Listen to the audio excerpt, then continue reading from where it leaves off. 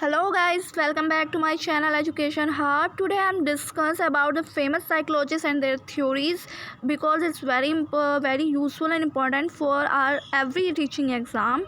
So let's start. But before saying anything more, I want to request to all of you, if you're not subscribed my channel, please subscribe my channel and please press the bell icon if you want the every notification of my new upcoming videos. Okay, let's start. The famous psychologists and their theories. First is Mary Ainsworth attachment theory, Solomon Asch conformity experiment. देखिए English में है ना, starting में वो जो starting का name होता है वो कॉमा लगा के सेमी वो जो लास्ट में लिखा हुआ होता है, ठीक है। तो इसमें कंफ्यूज होने की ज़रूरत नहीं है। जैसे एंसवर्थ पहले लिखा हुआ है, कॉमा लगा के मैरी लिखा हुआ है, ये इंग्लिश में इसी तरह से लिखा जाता है। तो हम जो कॉमा के बाद वाला वर्ड है वो पहले पढ़ते हैं, इसलिए इसका फुल नेम होता है मैरी एंसवर्थ, ठीक है।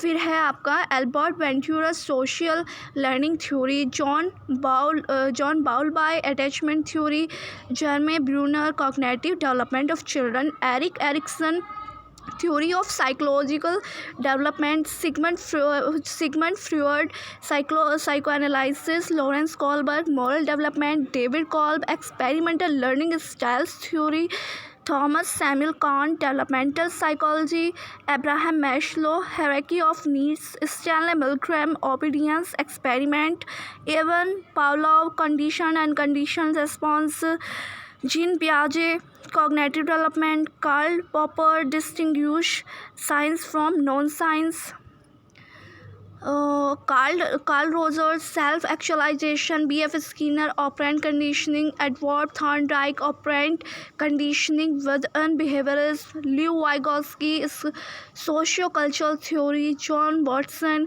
classical conditioning within behaviorism, Wilhelm Wundt structuralism, founder of experimental psychology, Philip Zimbardo Stanford prison experiment. So these are the name of the famous psychologists and their theories. अब ये name important होते हैं exam के लिए, क्योंकि इनकी theory के name दे देंगे और आपसे नेम पूछेंगे साइकोलॉजिस्ट का।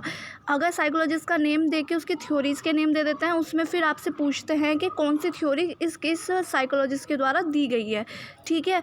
तो ये नेम होते हैं इंपॉर्टेंट नेम। इस वजह से जैसे सिगमंड फ्रॉइड है, कॉलबर्ग है, ठीक है, जीन पियाजे है, वॉयगॉट्स्की है, थॉर्नडाइक है, इसकी थ्योरी तो हम डिटेल में भी पढ़ रहे हैं ना साइकोलॉजी में।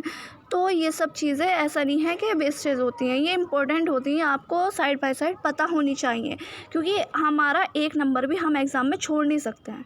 एक नंबर भी एक एक करके हमारे वो नंबर अब 150 में से हमें फिर अब वो ये तो है नहीं कि 20-30 नंबर लेके कोई पास तो होता नहीं है, ठीक है। और अगर पासिंग मार्क्स मिल जाए तो वो भी अच्छे नहीं होते, पासिंग मार्क्स से थोड़े ज़्यादा मिले तो ज़्यादा बेटर है। तो वो सब कैसे होंगे, वो 1 मार्क्स को हम अगर उस कैप्चर करते चलेंगे ना, वो तभी होंगे।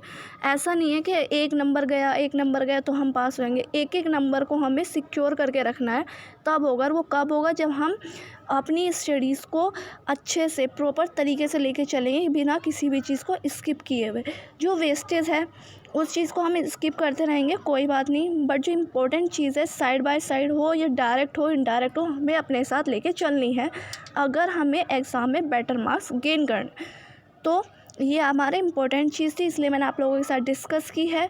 सो इफ़ यू लाइक तो please like my channel and like my videos, subscribe my channel. And आपको ये वीडियो कैसी लगी कमेंट बॉक्स में लिखना ना भूलें। And best of luck, God bless you, bye bye.